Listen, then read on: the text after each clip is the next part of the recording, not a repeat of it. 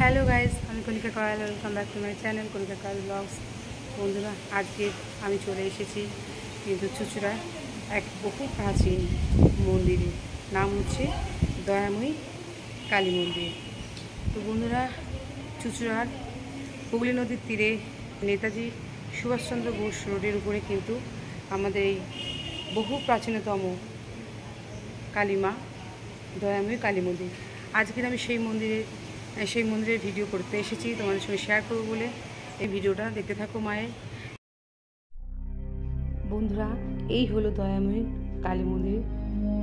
কালী মন্দিরের গেট।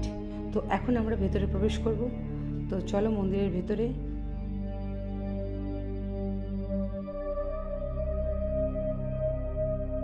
মন্দিরে ঢুকতেই দেখো বিশাল এরিয়া নিয়ে কিন্তু এই মায়ের মন্দির।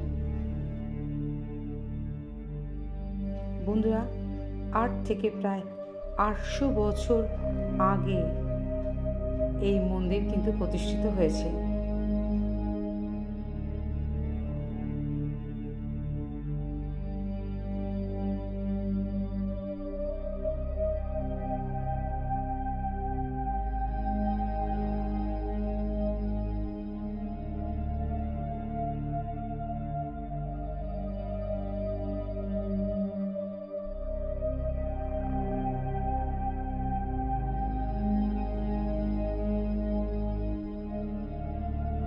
এখানে কিন্তু 4টে শিব মন্দির আছে, 4 রকমের শিব মন্দির আছে। আগে দর্শন করাই, তারপরে তোমাদের কিন্তু নিয়ে যাব কালী মায়ের গর্ভগৃহে। বন্ধুরা, এই মন্দিরে যে 4টে শিবলিঙ্গ রয়েছে, এক একটা করে তোমাদের দর্শন করাবো। তো তাদের নামও আমি তোমাদের শেয়ার করছি, তো শোনো। প্রথম ভোলে বাবার গর্ভগৃহে রয়েছে সর্বলিঙ্গ বাবা ভোলেনাথ।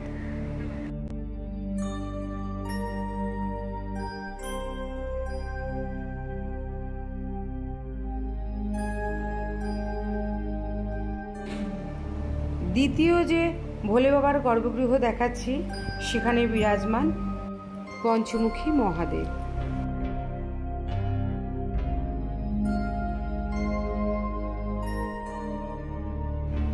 তিন নম্বর ভোলে বাবার মন্দিরের গর্ভগৃহে বিরাজমান বাবা বিশ্বনাথ।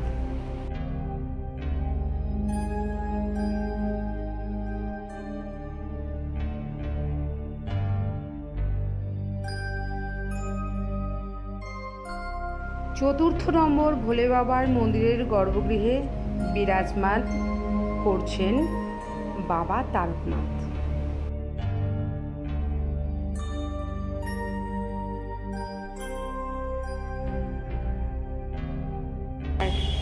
এই আমাদের যে দয়াময়ী কালীমা অন্যান্য কালীমায়ের মতো নয়। এই কালীমা কিন্তু কথিত আছে সম্রাট আকবরের আমলের কালীমা। তো কথিত আছে সম্রাট আকবরের রাজস্ব সচিব রাজা তরুরমল এই চুঁচুড়ার জায়গিরদার ছিলেন জিতেন রায়। তো এই জিতেন রায় কিন্তু খুব কালীভক্ত ছিলেন। এই কথিত আছে এই জিতেন রায় কিন্তু এই দেবী কালিকা, এই দয়াময়ী কালীমায়ের মূর্তি প্রতিষ্ঠা করে গিয়েছিলেন। কথিত আছে যে এই মন্দিরে কিন্তু সম্রাট আকবরের সেনাপতি মানসিংহ কিন্তু পুজো দিয়ে গেছেন, এবং এখানকার পুরোহিত বলছেন এখানে নাকি মহাত্মা গান্ধীও এসেছিলেন পুজো দিতে। তো সঙ্গে থাকো, এখন দেখতে থাকো সেই প্রাচীনতম সম্রাট আকবরের আমলে কালী মন্দির, কালী মায়ের মন্দির দর্শন করো। আশা করছি খুব ভালো লাগবে। বন্ধুরা, সম্রাট আকবরের আমলে প্রায় আজ থেকে 800 থেকে 900 বছর আগে কিন্তু মাঘ মাসের সপ্তমীর দিন এই মায়ের প্রতিষ্ঠা করা হয়েছিল। অর্থাৎ সরস্বতী পুজোর ঠিক আগের দিন কিন্তু এই দয়াময়ী কালী মায়ের প্রাণ প্রতিষ্ঠা করা হয়েছিল। এই মা কিন্তু কোষ্ঠী পাথরের প্রায় 2 হাতের মতো। এই মায়ের পায়ের তলায় রয়েছে শ্বেত পাথরের ভোলেনাথ, আর এই মায়ের জীব, মুন্ডমালা, খড়গ সবই কিন্তু রূপোর তৈরি। এই মায়ের গায়ের রং কিন্তু কালো নয়, হালকা খয়েরি বা তামাটে রঙের। বন্ধুরা, এই মা কিন্তু খুব জাগ্রত। এখানে ভক্তরা যে যার মনস্কামনা বলে যায়, তার মনস্কামনা কিন্তু পূরণ হয়। বন্ধুরা, এই দয়াময়ী কালী মায়ের মন্দিরের গর্ভগৃহের পাশেই কিন্তু অবস্থিত এই মা মনসা। এখানে কিন্তু মা মনসার পুজো ভক্তরা দিয়ে যান।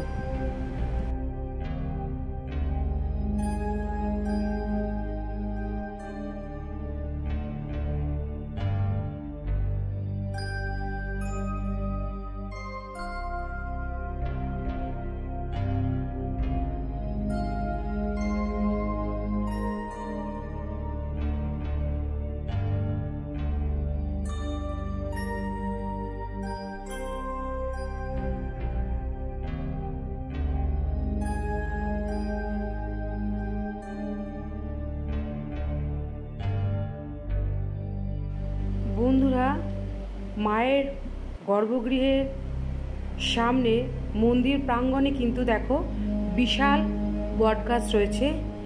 এই বটগাছটি কিন্তু বহু প্রাচীন। এই বটগাছ দেখো, তাকে ভালো করে শ্বেত পাথর দিয়ে বেদি করে রাখা হয়েছে।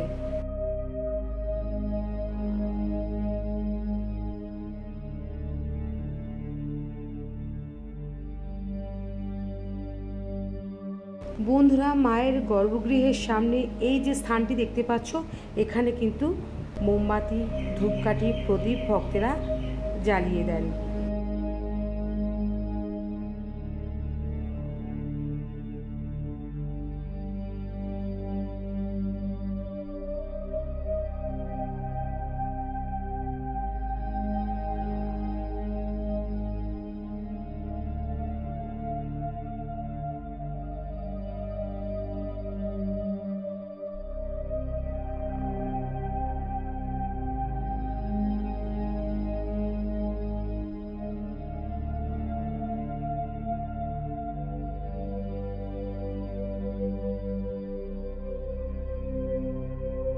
বন্ধুরা, এই মন্দিরগুলো কিন্তু 8 থেকে 800 বছর আগের রেখদেউল স্থাপত্য রীতিতে তৈরি করা হয়েছে।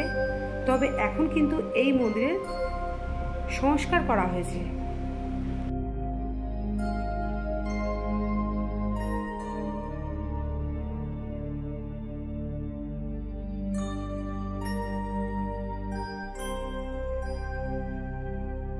অফিস ঘর, যদি কোনো কিছু জানার থাকে তাহলে কিন্তু এই ঘরে তোমরা এসে কথা বলে নিতে পারো।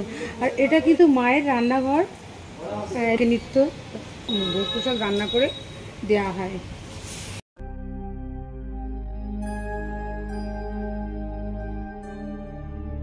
বন্ধুরা, বলে রাখি, এখানে কিন্তু প্রত্যেক অমাবস্যায় বড় করে পুজো হয়। আর আমাদের যে কার্তিক মাসে যে দীপান্বিতা অমাবস্যা হয়, সেই সময় তো এখানে বিশাল করে পুজো হয়। আর কৌশিকী অমাবস্যাও কিন্তু এখানে বড় করে পুজো হয়। আর এখানে কিন্তু ভোগ বিতরণের কোনো ব্যবস্থা নেই। তবে দীপান্বিতা অমাবস্যার সময় এবং কৌশিকী অমাবস্যার সময় এখানে কিন্তু ভক্তদের ভোগ খাওয়ানো হয় বসিয়ে। তো এই যে জায়গাটা দেখতে পাচ্ছ, এখানে কিন্তু ভক্তদের বসিয়ে ভোগ খাওয়ানো হয়। আর বন্ধুরা, তোমরা এখানে আসবে কী করে?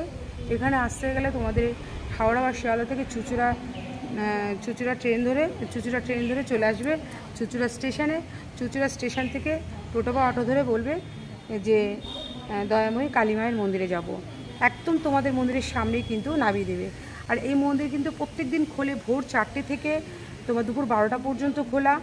আবার বিকেল 4:30 থেকে রাত 9টা পর্যন্ত খোলা থাকে। তো পুজো দিতে হলে বা দর্শন করতে হলে তোমাদের কিন্তু এর মধ্যেই আসতে হবে, আগে আসলে কিন্তু পাবে না।